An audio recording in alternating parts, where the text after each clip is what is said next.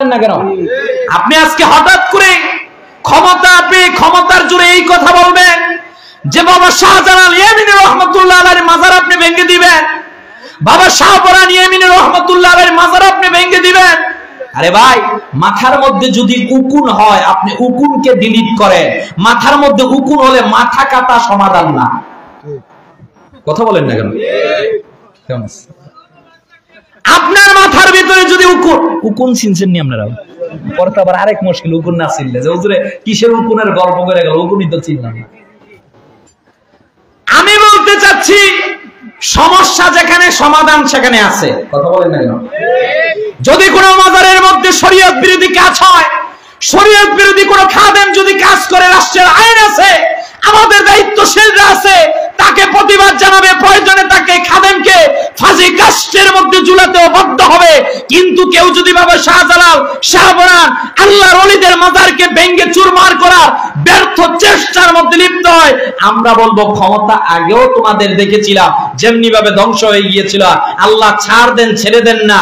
আলা ইন্না আউলিয়া আল্লাহি লা খাউফুন আলাইহিম ওয়ালা হুম ইয়াহজানুন। আল্লাহর ওলিদের সঙ্গে আল্লাহ আছে। আমরা যারা ভক্ত মুরিদ সালেক, আমরা আল্লাহর পক্ষে থাকবো।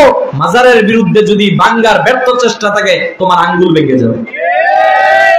কথা বলেন না কেন? এরা আমাদেরকে ট্যাগ লাগায় যে মাজারের মধ্যে শরীয়ত বিরোধী কাজ হয়। আরে ভাই, তুমি কোন মাজারে গিয়েছো? কথা বল না, তুমি কোন মাজারের মধ্যে গিয়েছো? যদি মাজার দেখতে হয় বা যাও জকিগঞ্জের মধ্যে আল্লামা সাহেব কবলা ফুলতুলির মাজার দেখো। যদি মাজার তোমাকে দেখতে হয় রংপুরের মধ্যে কেরামত আলী জনপুরি রহমতুল্লাহর মাজার দেখো। যদি মাজার দেখতে হয় বরিশালের সারসিনা দরবারের মধ্যে যাও, সৈয়দ আহমদ বেরেলী রহমতুল্লাহ আলাইহির উত্তরসূরি যারা জমিনের মধ্যে রয়েছে, এদের মাজারে কোনো শিরক নাই, এই মাজার গিয়ে দেখো। কথা বলেন না কেন? এখন তুমি এমন মাজার দেখবা যেটার আগাও নাই গোড়াও নাই, ওইটা দেখলে তো তুমি পেছে পড়ো। কথা বলেন না কেন? আমাকে মনে রাখতে হবে আল্লাহর ওলিদের মাজার আমরা জিয়ারত করব। কথা বলেন, উরস হোক কোনো সমস্যা নাই, তবে উরস হবে সেখানে ওয়াজ মাহফিল। কথা বলেন, সেখানে শরীয়ত বিরোধী কোনো কাজ করা যাবে না। আমাকে একটা কথা আপনারা বলেন, কোরআন সুন্নাহ, বিশেষ করে কোরআন হাদিস আমাদেরকে যেইটা বলেছে, এর ডানে বামে যাওয়ার কোনো সুযোগ আছে? একটু সবাই বলেন, যাওয়ার কোনো সুযোগ আছে? তাহলে আমাদের দায়িত্বশীল, আমরা যারা দায়িত্বশীল, আমাদের কর্তব্য হলো মাজারের মধ্যে আমরা যাব জিয়ারত করার জন্য। যান মাজারের মধ্যে গিয়ে সূরা ফাতিহা একবার পড়েন, সূরা ইখলাস আর 3 বার পড়েন, অন্যান্য সূরা তেলাওয়াত করেন, এরপর 2 হাত তুলে দোয়া করেন। উসিলা তো আমরা বিশ্বাস করি, উসিলা করেন। তবে আমরা মাজারের মধ্যে গিয়ে কোনো কিছু চাই না। কথা বলেন না? আমরা দোয়া করি, আমরা মাজার জিয়ারত করব। কিন্তু যারা মাজারের নামে আবার একদল রয়েছে অতিরঞ্জিত করে। কথা বলেন না কেন? অতিরঞ্জিত যারা করবে তাদের সাথেও আমরা নাই। কথা বলেন না কেন? যারা অতিরঞ্জিত বাড়াবাড়ি করবে, গান বাদ্য এই রকমের বেসরা কাজ করবে, আমরা এদের সাথে নাই। আমরা মাজার জিয়ারত পর্যন্ত আছি, ওয়াজ মাহফিল পর্যন্ত আছি।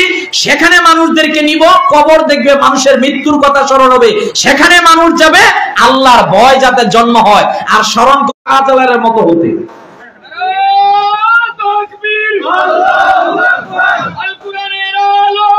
চলতে দোয়া করুন ভাই। আপনি কি